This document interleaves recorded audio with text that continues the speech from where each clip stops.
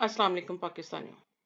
शुक्र अल्हम्दुलिल्लाह, अल्लाह का लाख लाख शुक्र है पाकिस्तानियों। खान साहब ख़तरे की कंडीशन से निकल गए हैं, उनकी ऑपरेशन कामयाबी से हो गया है अल्हम्दुलिल्लाह। अल्लाह ताला उन्हें सेहत और सलामती अता करे। अल्लाह ताला से दुआ करते हैं खान साहब को उम्र खिज़र अता करे और खान साहब की तौफ़ीक़ात में खैर बरकत करे कि वो अपने मिशन पे जो इस कौम के 22 करोड़ की कौम की वो जंग लड़ रहे हैं, अल्लाह उनमें कामयाब करे और हमें उनका भरपूर साथ देने की तौफीक दे।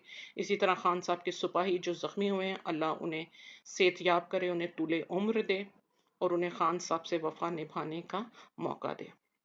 और जो खान साहब का सिपाही शहीद हो गया, अल्लाह उसके दर्जात को बुलंद करे, उनके घर वालों को सब्र दे, हम उसका भरपूर साथ देंगे पाकिस्तानियों। लेकिन इसमें जो अहम बात है कि जो पूरी कौम को ट्रक की बत्ती के पीछे लगाया जा रहा है, जो इंतज़ामिया की उजलत है, जो इदारों की उजलत है कि आवाम की आंखों में धूल झोंकने की कोशिश की जा रही है, जो कि अरशद शरीफ के कत्ल के वक्त, उसकी शहादत के वक्त धूल झोंकी गई थी, वो ही धूल अभी झोंकने की कोशिश की जा रही है कि जल्द अज जल्द कातिल का बयान करवा दिया कि वो कातिल कहता है कि मैंने किया है, मुझे ये बात बुरी लगी, मैं खान साहब को मारना चाहता था। ये टोपी ड्रामा उसे लिख के दिया है ताकि अवाम के गुस्से को कंट्रोल किया जा सके। पाकिस्तानियों, दुनिया में कहीं भी इतने हाई लेवल के कातलाना हमले की इन्वेस्टिगेशन किए बगैर कभी भी मुजरिम को सामने नहीं लाते। और आप मुझे बताएं इसमें कातिल की बताने वाली बात क्या थी? कातिल का फोन कहाँ है? कातिल के फोन से उसकी कॉलों का रिकॉर्ड कहाँ है? चाहिए था कातिल का फोन लेते, उसकी कॉलों का रिकॉर्ड लेते, उससे कुछ पता लगता, इसके ताल्लुकात किससे हैं, इसका हल्का अहबाब क्या है, उसका कुछ पता नहीं। फिर कातिल का जो वेपन है, ये इसने कब खरीदा, कहां से खरीदा, कितने अरसे से इसके पास है, लाइसेंस होल्डर है, गैर लाइसेंस होल्डर है, असले के उसके वेपन की कोई हिस्ट्री नहीं है, उसके बारे में कोई बात नहीं है, तो फिर इसके इंटरव्यू को इसे सामने लाने की क्या जरूरत थी?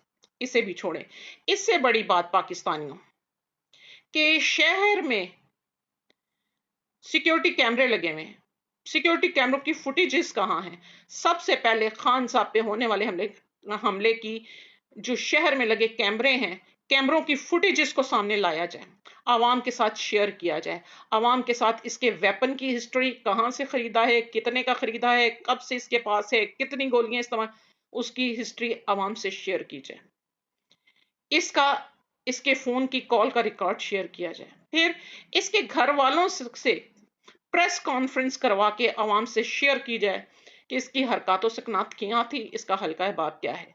बजाय कि वो करते, इसके घर वालों को गायब कर दिया गया है क्योंकि ये एक नशई सा गरीब सा बंदा है। अब हमारी वर्दी में बैठी बकरियां नशइयों के कांधों को अपनी बंदूकों के लिए इस्तेमाल करेंगी।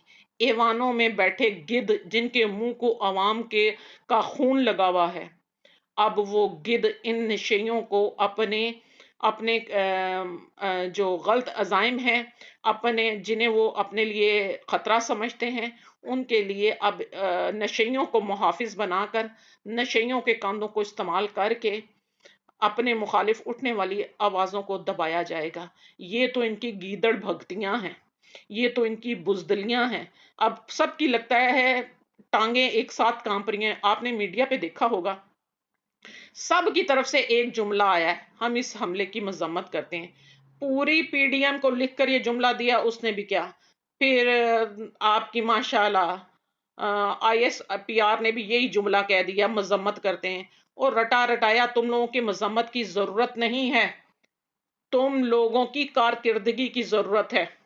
तुम लोगों ने जो बुजदली दिखाई है, हौसला करो, अगर इस तरह की गंदगी अपने मुंह पर ये कालक लगानी है तो सामने आकर लगाओ।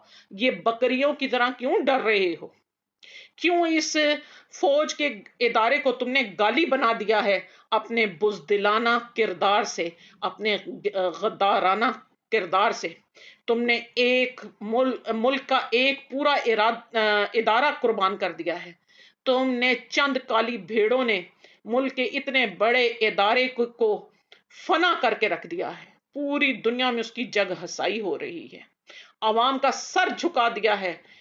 आर्मी, किसी भी मुल्क की आर्मी जो है اس کی قوم کی پہچان ہوتی ہے. لیکن میرے ادارے سے بھی سوال ہیں کہ ادارہ ایک 6 لاکھ کا ادارہ ہے، وہ اپنی چند کالی بھیڑوں کے خلاف اگر کھڑا نہیں ہو سکتا تو وہ ملک کی 22 کروڑ عوام کے خلاف بھی کھڑا نہیں ہو سکتا، تو وہ ملک کی عوام کے مفادات کے خلاف بھی دشمن کے سامنے بھی کھڑا نہیں ہو سکتا. تو اس طرح ادارہ ہمیں مایوس کر رہا ہے. میں اپنے ادارے پاک آرمی سے کہوں گی کہ اگر آپ اپنے اندر کی کالی بھیڑوں سے کے خلاف نہیں کھڑے ہو سکتے، آپ اپنے ادارے کی عزت و وقار کا جنازہ لگا سکتے ہیں، تو یاد رکھیے گا اگر آپ کو رینجر کی شکل میں عوام کے آمنے سامنے لایا گیا تو ہم نے آپ کے یونیفارم کی عزت نہیں کرنی، ہم نے اپنی جان کی بقا کرنی ہے. اللہ تعالیٰ نے ہمیں اپنی جان کی حفاظت کے لیے ہاتھ اٹھانے، اختیار اٹھانے کا اجازت دی ہوئی ہے. یہ قرآن کی آیت ہے کہ جب کوئی تمہارے جان و مال پہ حملے میں پہل کر دے تو پھر اپنے دفاع کے لیے ہاتھ اٹھاؤ، اپنی جان کو بچاؤ، تو پھر ایسے میں تم لوگوں کی بھی جان جا سکتی ہے. دوسرا، پاکستانیوں، ہمیں اب اس حقیقی آزادی مارچ کو احتجاج میں بدلنا ہے اور ہم نے یہ مطالبات کرنے ہیں. قمر باجوہ اپنی وردی اتار دے، اپنے عہدے سے مستعفی ہو جائیں. Nadeem Anjum, Iftikhar Babar, general Faisal Naseer, sector corps commander Faheem, یہ تمام وردی اتار دیں اور اپنے عہدوں سے مستعفی ہو جائیں. اسی طرح کرپٹ امپورٹڈ حکومت فوری اسمبلیاں توڑ دے اور نئے الیکشن کا اعلان کر دے.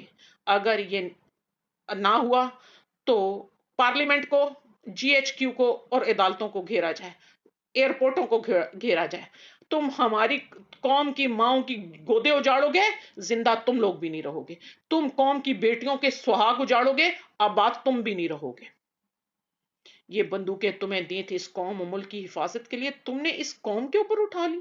تم نے اس ملک کے اندر فتنہ اس ملک کو معاشی کمزور کرنے کے لیے اٹھا لی. تمہاری ایسی کی تیسی کر کے رکھ دیں گے. تمہارے پاس یہ چند بندوقیں ہیں اور تم اپنے آپ کو خدا سمجھتے ہو. تو یہ تو پھر 22 کروڑ کی عوام ہے. پاکستانیوں، جب تک معاملات نتیجہ خیز نہ ہوں، یہ احتجاج گلی گلی، نگر نگر، ڈگر ڈگر پھیل جائے گا. پاکستانیوں، اپنی آواز کو بلند کرو اور اب گھروں میں واپس نہیں جانا. یہ نان سٹاپ احتجاج چلے گا. ہم اپنی قوم کے ساتھ اوورسیز ہم آواز ہیں. پاکستانیوں، خان صاحب کی آواز بنو. خان صاحب تمہارے لیے لڑ رہے ہیں. خان صاحب آپ کے بے شمار جانثار ہیں، پوری دنیا میں پھیلے ہوئے ہیں. خان صاحب، ہماری دعائیں آپ کے ساتھ ہیں.